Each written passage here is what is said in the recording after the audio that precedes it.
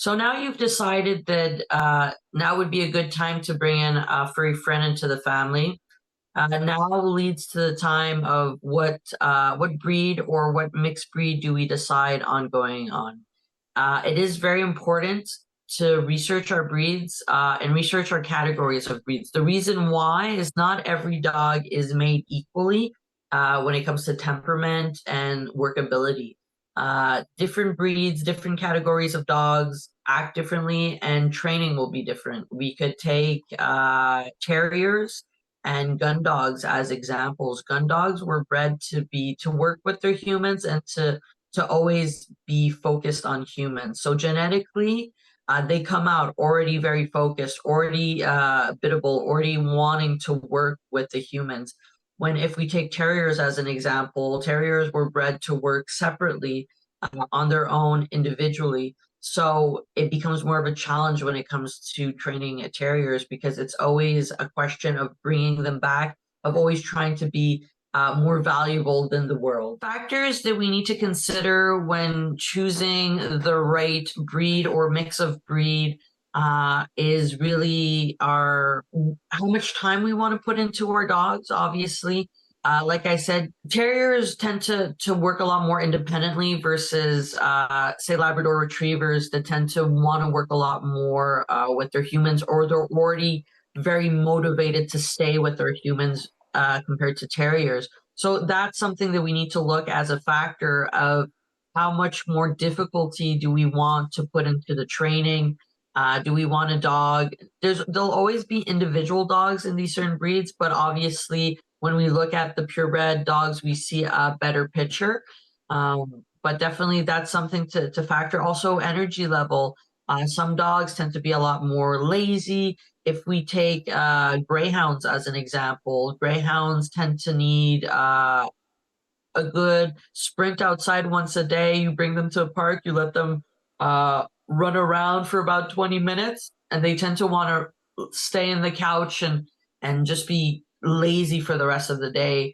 Do we want more of that of a dog, or do we want, say, a border collie that was bred to work from dawn to dusk, where they're constantly looking for activities and things to do? So that is something that we need to look at ourselves too, of what are we willing to dedicate to these future dogs, as in training wise and activity wise, our time investment towards the dog. The advantages and disadvantages of when it comes to shelter versus breeder, it really varies. So shelters tend to have what not saying that shelters have great gems and great dogs, which they do. But a lot of the dogs that we see in shelters tend to be dogs that people haven't really invested their time in when it comes to training. We see a lot of teenage dogs that are at their worst phase in their life. So they tend to be a lot more of a challenge from the get-go. But at the same time, there's all types of dogs that enter shelters for all types of reasons.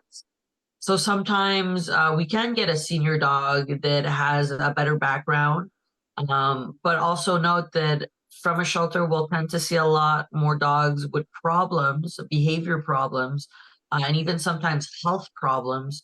They could be a lot more challenging time-wise and financially for individual humans. But at the same time, it's taking your time and really trying to find the proper match because every area has a lot of shelters and a lot of rescues. And the key is to take your time in finding the right match. Now, when it comes to a breeder, obviously you start from young, from a puppy. So you tend to purchase a young dog. But it is important to know there are bad breeders and there are good breeders in this world. There are backyard breeders and puppy mills. And then there's ethical breeders that are really working to preserve certain breeds. Um, a lot of people aren't educated when it comes to what is the proper route and what is a proper breeder. So people tend to purchase dogs from backyard breeders or puppy mills, people who don't genetically test their dogs for health, that don't temperament test their dogs. Also, they're breeding dogs. So what happens a lot when people purchase dogs from poor quality breeders is they tend to get poor quality dogs, as sad it is to say. So dogs that tend to have a lot of health issues and even behavior issues. We could take German Shepherds as an example. German Shepherds are amazing dogs. They're the best dogs you'll ever get. But because they tend to be an overpopulated breed, and a lot of people have an idea of German Shepherds or are very popular in today's society. There's a lot of poor quality breeders when it comes to German Shepherds, and these poor quality breeders don't temperament test and they don't test for health. So you tend to get these dogs that have major hip dysplasia, major elbow dysplasia, poor top lines, and then you also get these reactivity problems, these temperament problems, these dogs that are very jittery and very hard to socialize, very hard to work. And but yet if you go to an ethical German Shepherd breeder that you get good structure and good temperament, they tend to be the best dogs you'll ever get. So we could take that example in the breed of getting from a poor quality, we tend to get poor quality results from the breed, or we go from an ethical breeder and we tend to get amazing dogs. So preparing our home will always vary on what dog we're bringing in and what lifestyle, what life age the dog is at. If we're bringing home a senior dog that is already potty trained, we know it's not going to be destructive. We just need to prepare our home with accessories, so food, bowl, water, beds, a few toys, a few things to chew on, a leash, harness, and these just basic necessities for dogs. Now, if we're getting a puppy, we really want to make sure we're puppy proofing the home, so it's like baby proofing the home. So we're making sure that uh, everywhere in the home we have to think like a 2-month-old puppy. A 2-month-old puppy wants to put everything in its mouth, right? So we have to make sure that shoes are put away. Things that are very small, easy for them to put in their mouth is not accessible to them, that is out of their way. We're making sure that chairs, furniture, they're not easy for them to access until we train them and we gain our trust with our dog. We also want to make sure that we have a crate, we have a playpen, we have appropriate toys for the life stage that the dog is in, appropriate shoes. So we're looking at more specific things. Now, if we get a mid-range adult dog that we don't quite know, so from a shelter that's about a year old, let's say between 10 and 18 months, we don't necessarily know their background very well. We shouldn't necessarily trust this dog right away. So we have to kind of do an in between of our adult dog, our adult senior dog, and our puppy, where we're getting that crate. We're making sure that our home or the dog has not full access to the home, the rooms, these small areas. Once again, the appropriate toys for that life stage, the appropriate shoes for the breed size and the life stage that the dog is in, and then we're slowly introducing other items to the dog. The best place we could purchase certain items is your local pet store. Um, Obviously, and even Amazon. I don't want to support Amazon. Most items can be found at your local pet store, even sometimes finding secondhand crates or secondhand beds through Facebook Marketplace or any online site that is a secondhand site if we want to reuse items or bring our costs a little less, because purchasing our dog, purchasing the equipment could be quite a hefty bill at the beginning. But our local pet shop tends to have everything we need. We do need to put a little research in what items we're purchasing for our dogs, because not everything is made equally. We could take a chews as an example.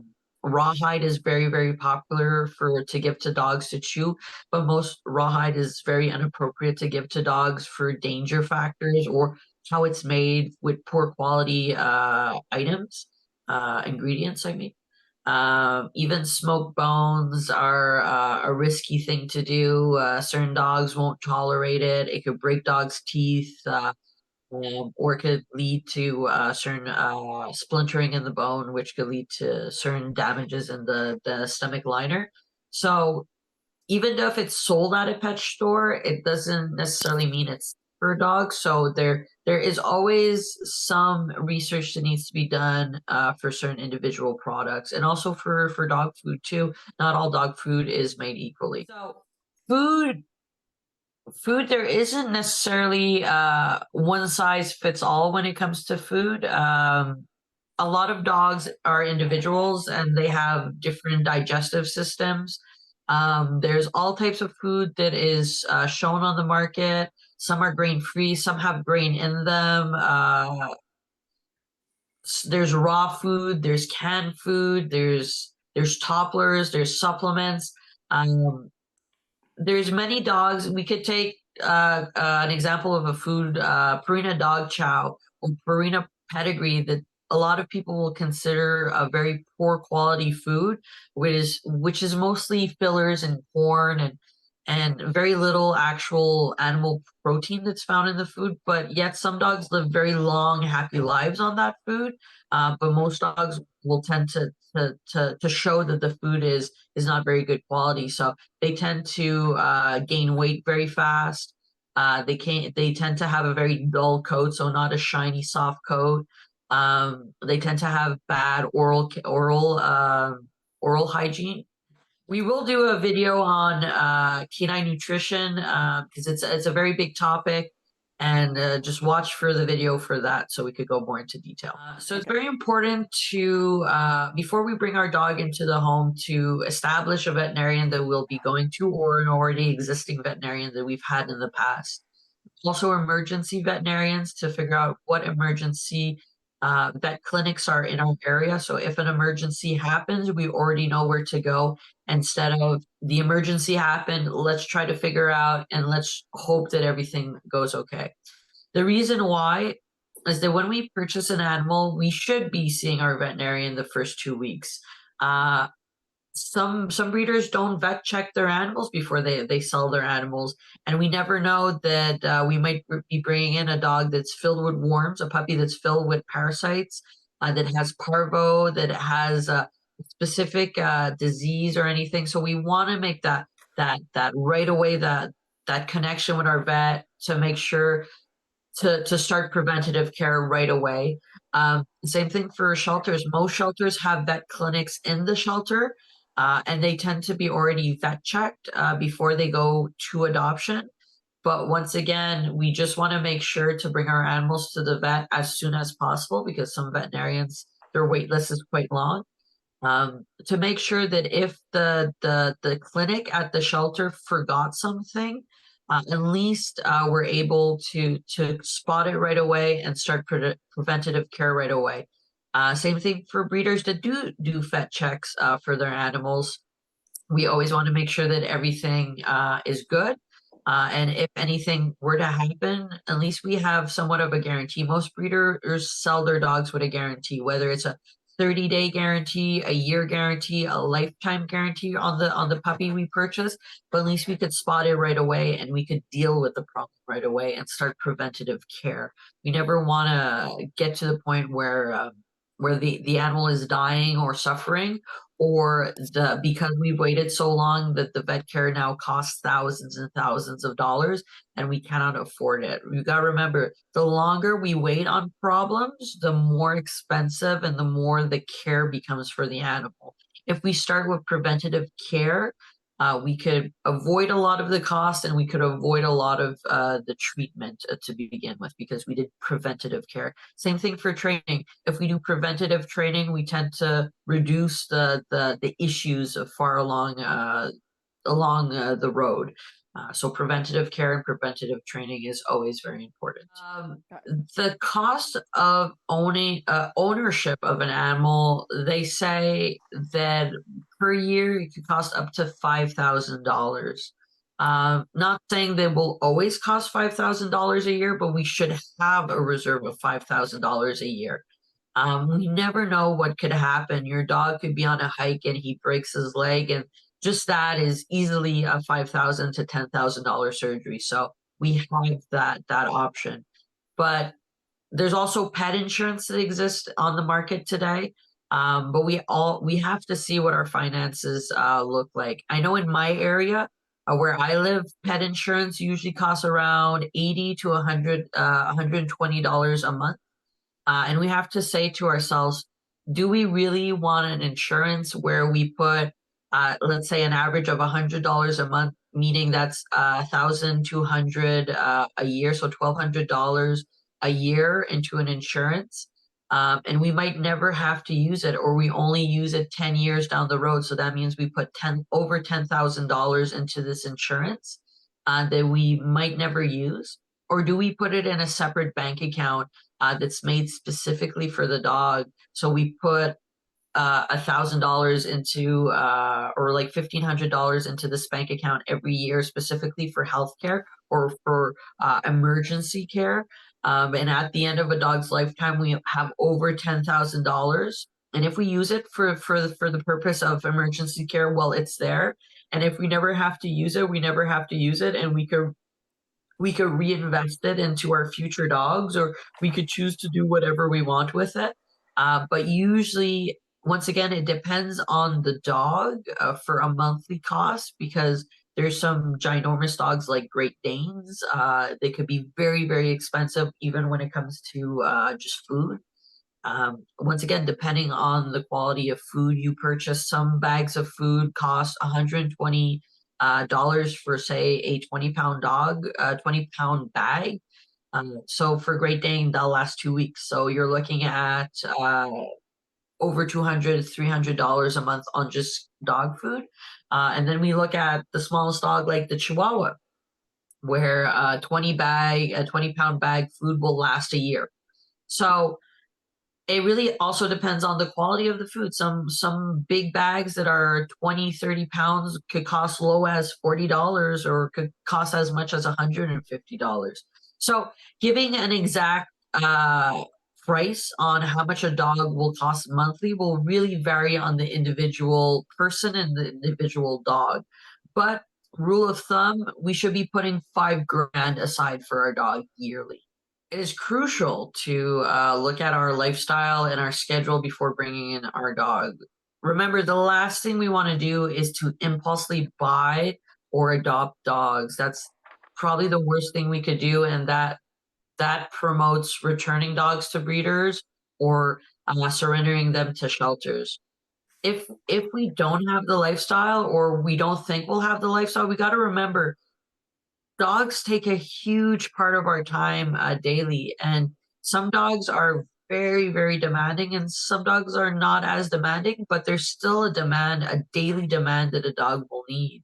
Um, yeah, people have jobs. People will go do an 8 hour, 9 hour shift, and that's completely normal. Dogs do need to learn to be independent and be okay all alone, because we're humans and we have lives and we have careers that we have to do. But besides that 9 hours that we have to do, we have to make sure that we're there for our dogs. So to give them their walks that they need, their physical activities that they need, whether it's a low energy dog, which will need about a 30-minute walk twice a day to kind of empty their bladder and do basic exercise, or we have a very intense demanding dog that will demand that 1 hour, 2 hours of physical activity daily.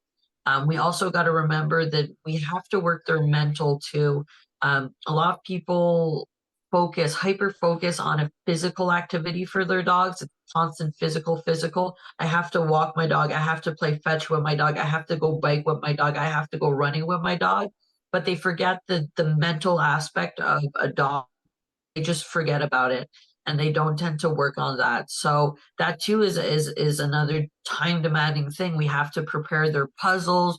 We have to make sure that we have interactive toys for our dogs, licky mats, slow feeders, snuffle mats.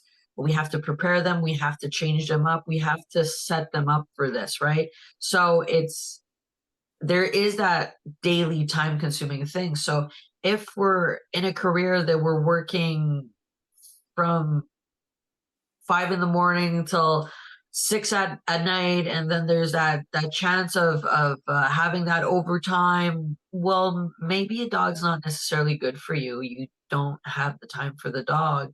Or if you're hyper focused on having a social life, going to the bar all the time and just being with your friends all the time and not necessarily bringing your dog, well, maybe having a dog is not the best idea for you because they demand that daily physical and mental exercise that you have to provide them on a daily. Not before. So setting up a routine with our dogs is definitely a crucial thing to do. Why? So it's because we can let our dogs predict what's going to happen in their day to day. So whether it's walking the dog every day at 8 o'clock in the morning and 6 o'clock at night, so the dog could predict or know in its day, those are the times that it could empty out its bladder.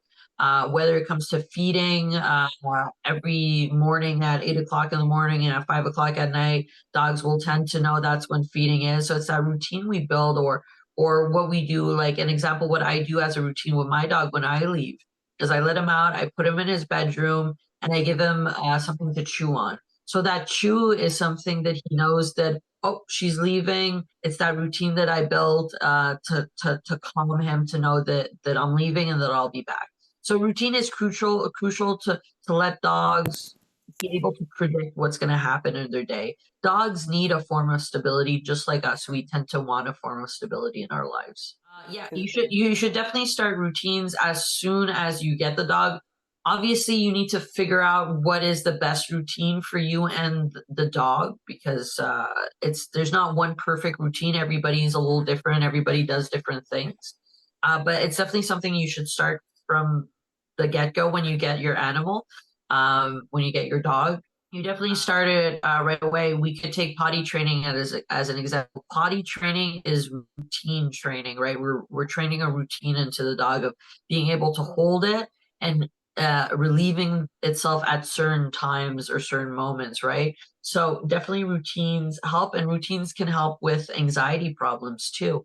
When we set routines up for leaving, we tend to create less anxiety in the dog because it's a stability we create in the dog. So just like in vet care, seeking out a veterinarian before we purchase or adopt an animal, we should be doing the exact same thing when it comes to dog trainers for preventative training. Remember, preventative training is a very important step to dog training. Uh, by doing preventative training, we'll avoid a lot of frustrations later on in a dog's life. A lot of people have the idea that I'll deal with the problem when the problem arises. But the thing is, when the problem arises, the problem is already set in the dog, and now training is a lot more difficulty. We could take reactivity as an example. Reactivity tends to start happening when a dog becomes in their teenage phase, so between the 7 and 18 month period. So reasons why dogs become reactive is either a fear or an over arousal issue, because they tend to want to do everything they're able to do, right? And they become over aroused and they become frustrated. Now, we could work on preventative care because some breeds are more predisposed to becoming reactive as a mature adult versus other dogs that tend to be more laid back and less frustrated or less fearful. So once again, once we research our breeds and we know, so we could take, say, terriers or Jack Russell Terriers as an example, that tend to be more frustrated breeds as they get older, or more animal aggressive breeds as they get older. And we know, if we did our research, we know that these specific breeds are more predisposed to becoming reactive as they grow older. Well, we could start preventative training to avoid that as they get older. So we're working a lot of handler focus, how to handle themselves in public, how to work together in group environments. And we're doing a lot of that preventative care to avoid that reactiveness as they get older, instead of not doing any preventative care and maybe dealing with the problem if it arises. Because trust me, when it starts happening, it's not fun to deal with, and it becomes 10 times more challenging to really get the dog in a calmer state versus a dog that has been worked a lot of preventative training to begin with. So once again, it's very, very important to seek out that trainer, to seek out a training program, or to at least line yourself up to a specific program once you get the dog versus I'll deal with it later, because when you deal with things later, it becomes a lot harder to deal with versus working on it right now. All dogs will need training. Some dogs will need a lot more training than others. And it also depends where we want to bring our dogs to, right? Do we want to train to a competitive level, or are we constantly bringing our dogs in crowds and parks? Or do we have that more laid back couch potato of a dog? But even that laid back couch potato of a dog needs training. So we need to set ourselves up properly, and we need to figure out a game plan and stick with it. The teenage phase in a dog is probably the worst. It's the worst for dogs. It's the worst for humans. It's the worst for all creatures under this blue sky. It's a lot of people get discouraged once some dogs, when they hit their teenage phase, it's not a big thing, but a lot of dogs will tend to have bigger issues.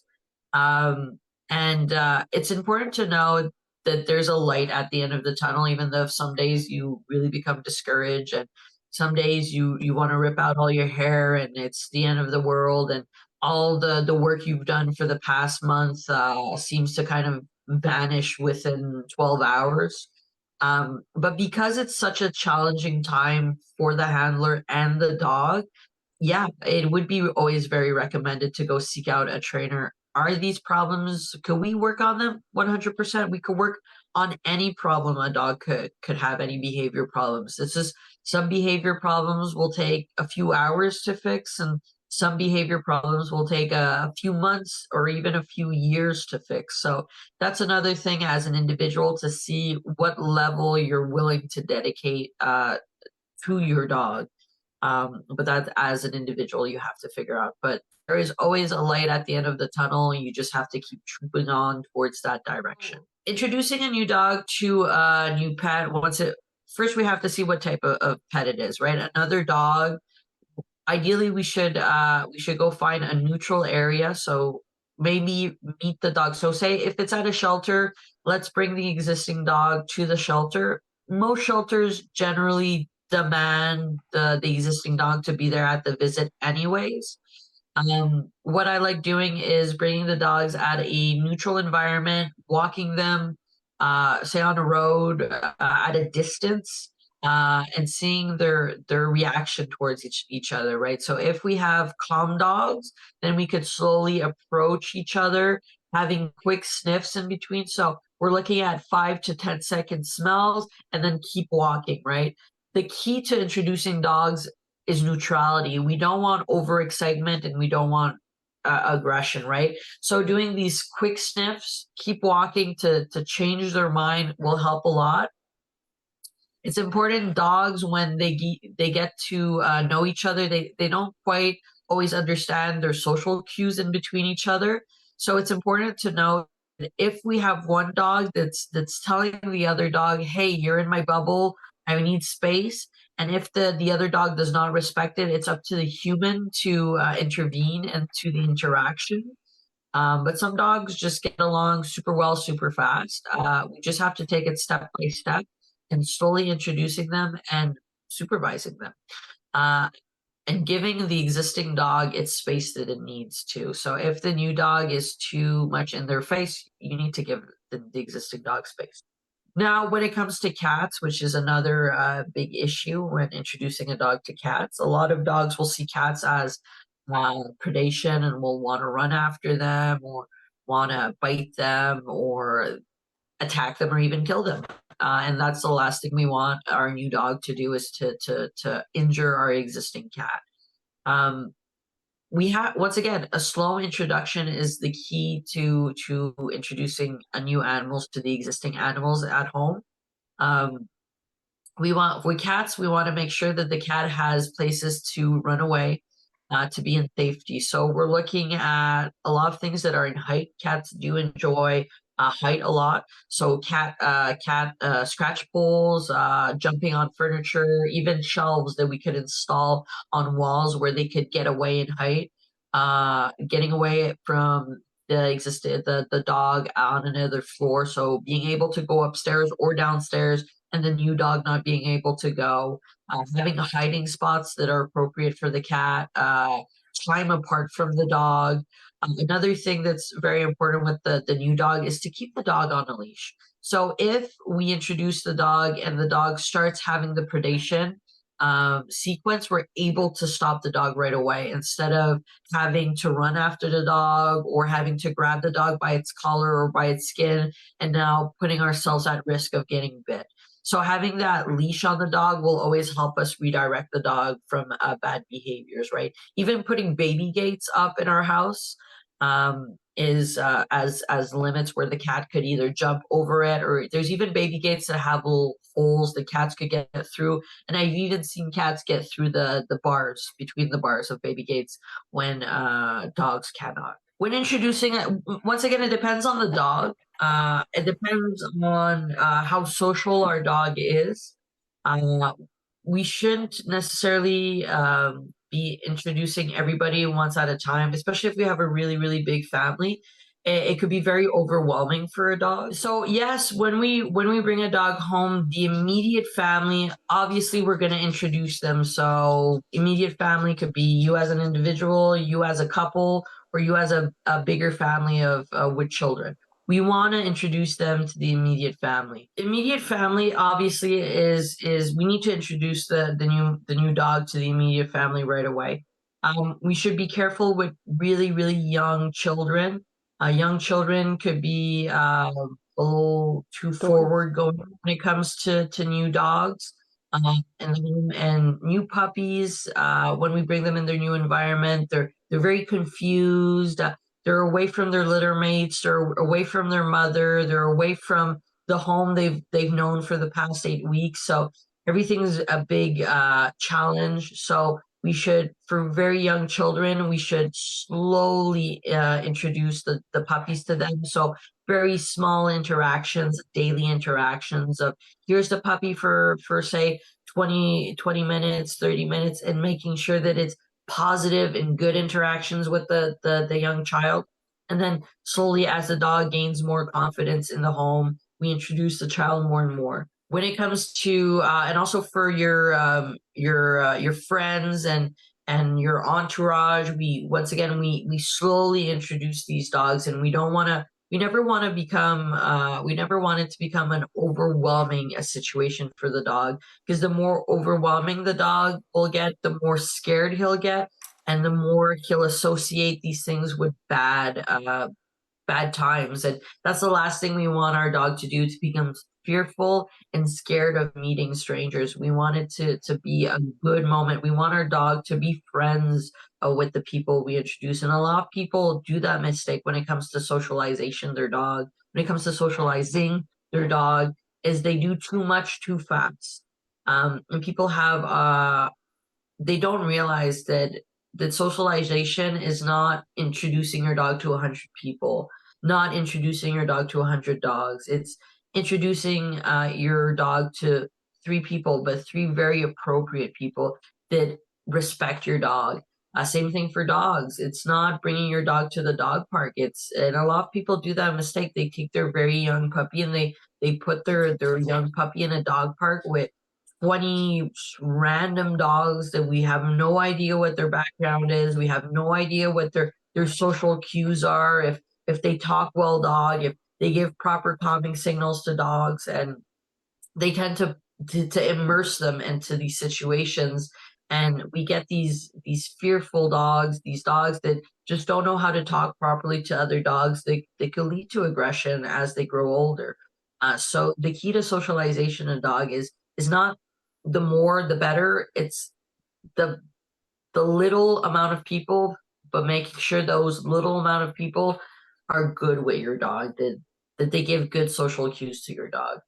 Now, when it comes to an older dog that's past its socialization phase, so we have to remember that the the initial socialization phase in a dog is between 6 and 13 weeks, so it's at a very, very young age. And some people adopt older dogs, so they've passed that socialization period in their dogs. But that doesn't mean we can't work on socialization as they get older. It's just sometimes it could be a bit more challenging, and dogs could tend to be more fearful because they've had a very poor past. Um, but once again, it's the same thing: is to gradually introduce things to the dog and to gradually introduce good things to the dog. So good people to the dog, that they respect the dog, that if the dog needs space, that the person that we're introducing the dog to gives the appropriate space. And same thing for dogs. We find friends that have good dogs, and we go walking with them. We don't bring them to dog parks. That's the worst thing we could do when it comes to socialization. Our dogs. It's not a social thing to do. It's a fighting pit for dogs. So when it comes to dogs, will live traumatic events, and it'll tend to scar them or kind of build how they act. So we could take examples of the German Shepherd got attacked by a small dog, and now the German Shepherd, every time it sees a small dog, it becomes reactive and is uncomfortable with the small dog, showing as an aggressive side of the dog. Um, Understanding where the trauma is or what happened to the dog, yeah, could help understand how we could react to it. But there's a lot of dogs will never know their trauma. Say some dogs go through multiple homes their first 2 years, and um, information tends to get lost easily because multiple homes have had this dog, or dogs that end up in shelters as strays. Um, Shelters will never know what happened to this dog. They don't have a history on the dog. They have nothing on the dog. So we'll never know what traumatic event this dog has gone through.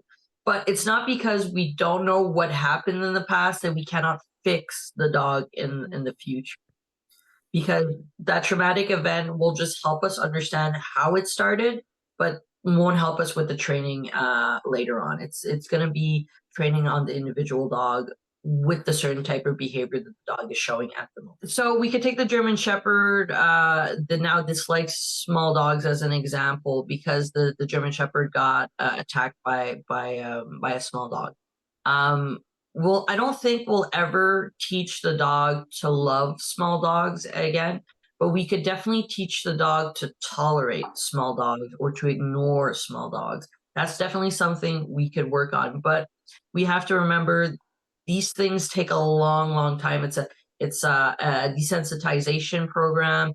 It's really a lot of work. So stuff like, and there's always the chance that the dog could go back into to that certain type of behavior, right? So it's a lot of work, and it's just a lot of dedication towards the handler and the dog. Now, for dogs that we have no history of, it's the same principle. We could be. It's not because we don't know the past that we can't now name what the dog's triggers are.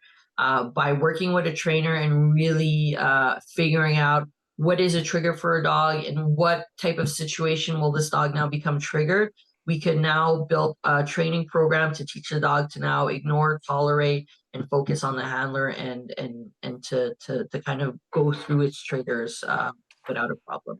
So what I would like to emphasize on as an individual, what to do when getting a dog is, remember, we have to set ourselves up for success when it comes to getting dogs. So we have to get all of our ducks in a row. We have to make sure that our trainer is already booked, our veterinarian is already booked, that we know what breed of dog that we want to get that matches our lifestyle, that we have prepared our home, our family, our friends for this, and then go on to the plan that we have. So the more we structure what we're getting into, so the more we put structure into our dogs and what we're doing, is the better we'll have a relationship with our dogs. So good luck on getting ready to have a dog, and see you in the next video.